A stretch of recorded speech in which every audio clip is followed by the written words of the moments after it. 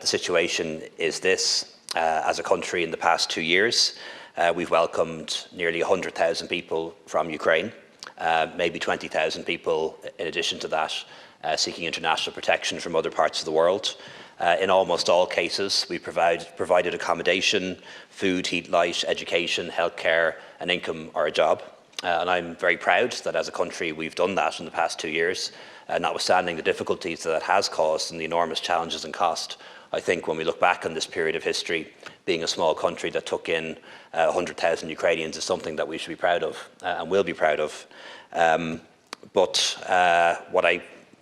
is becoming increasingly apparent to everyone, if it isn't the case, hasn't been the case for a long time, is that while there is no limit on the compassion of the Irish government and the Irish people, there is a limit on our capacity, and we're very much at that at the moment, and we just don't know whether we'd be in a position to provide accommodation and all those additional supports for another 30 to 50,000 people if that number arrived over the course of the next year. And based on current numbers, it wouldn't be far off that, and we just don't know if we're able to provide that level of accommodation.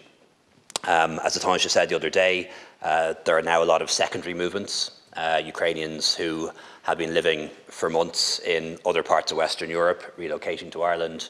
It's a long-standing issue with international protection, people who have been living safely in other parts of Western Europe for a period of time, then coming to Ireland and claiming asylum.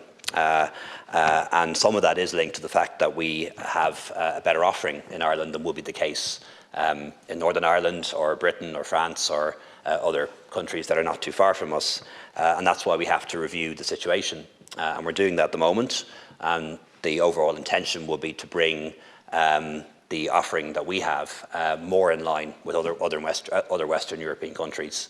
And that work is now underway. There's no government decision or agreement on it, but that work is very much underway at the moment. But of course, when we look at those things, we have to adjust for the fact that the cost of living is higher than Ireland.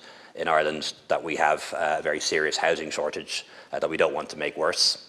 So it's not that we're just going to take the average of what's done in other countries. We're going to have to tailor it for the very real situation that we face here at the moment in this country.